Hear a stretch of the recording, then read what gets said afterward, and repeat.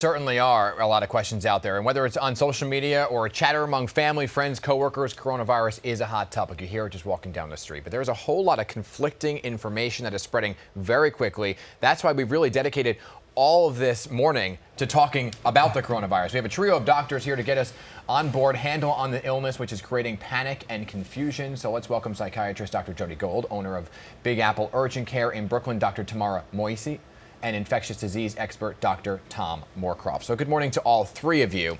A lot to talk about, and all three of you have different expertise here. So I want to begin with you, Dr. Moorcroft, about what exactly we can determine here about the coronavirus versus a cold and flu. Help people understand the danger here of coronavirus versus a flu or cold. Yeah, right. I think there's a lot of misinformation, because we were just talking how the influenza virus and coronavirus seem to get mixed up with each other. Influenza is extremely widespread. We have over 30 million cases every year in the United States with like 17 to 25,000 deaths.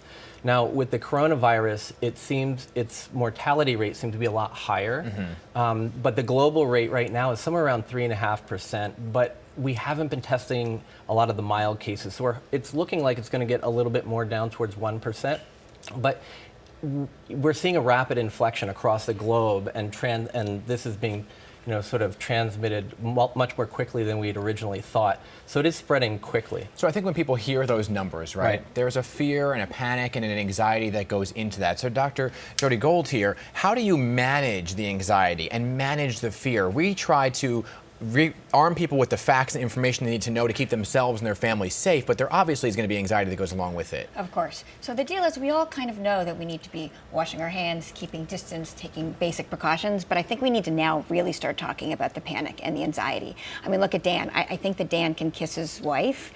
Ben can kiss his wife. I want people to be able to kiss and hug their families. I think we need to take the anxiety piece down a notch. I really think this is happening because... How do you do that? So one of it is to put this in perspective, okay, to try to understand this. It's a new virus. That's what's scaring us.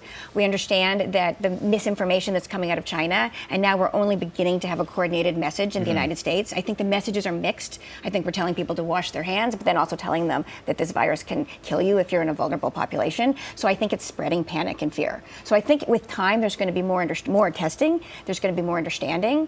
And I'm also concerned about all of the buying and all of the panic piece. I think that's an attempt for people to take control in a situation where it's hard to take control. Right, and the governor of New York has been very upfront with the fact that as more testing is done, the numbers will go up. So Dr. Moise, you are in one of the urgent care facilities.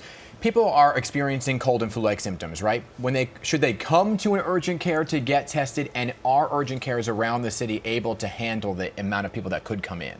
Okay, so that's a lot going on in that question, so I'm going to try to attack it as well as I can. So I think we have to try to simplify this because this can get kind of complicated. Totally. So, and even in my head, I've been trying to simplify to that when I'm explaining this to people that they understand.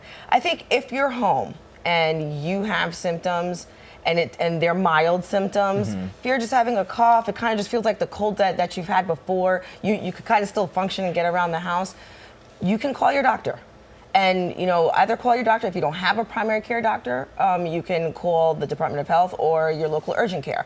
So, because people have called my urgent care to find out, hey, what should I do from here? So, once you speak to the doctor, they'll let you, once the doctor gets some more information from you over the phone, they'll be able to figure out, hey, they'll have an idea as to, hey, you should probably just stay home, or you probably should just go to the emergency room because you sound really sick.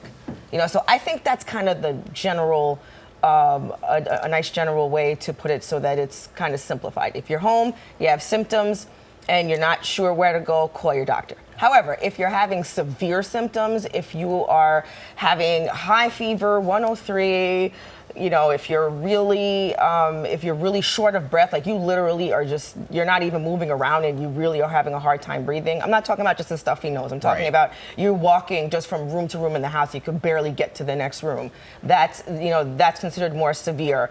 And at that point, you probably should just go to the emergency room. And if you do go to the emergency room, call the emergency room before you go. We're an emergency room physician as well, right? So we want to know if you're coming so that we could prepare for you. Okay, right. And that actually helps protect the doctors and nurses, and it helps protect everybody else because the spread of this is through droplets, right? So how do you actually protect it from spreading if you are somebody who has it? Well, the first thing you should do if you think you have it is to self-quarantine. You know, like you said, stay at home, stay away from other people. This is where wearing a mask is really helpful.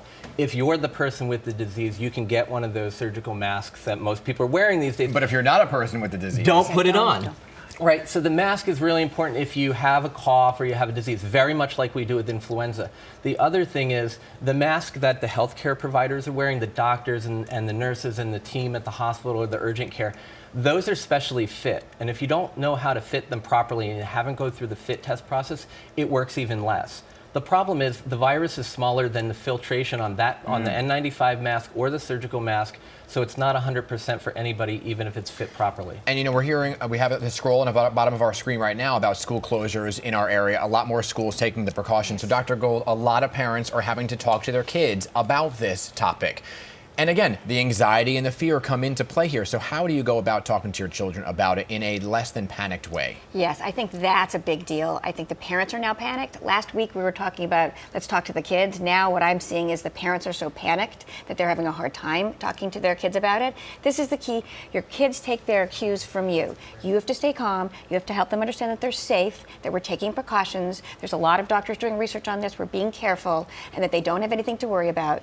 But within that, understand that we're taking some precautions. But again, the anxiety in the parents is so high, the anxiety on Wall Street, the anxiety with all this quarantine and buying, that we're really beginning to panic our kids.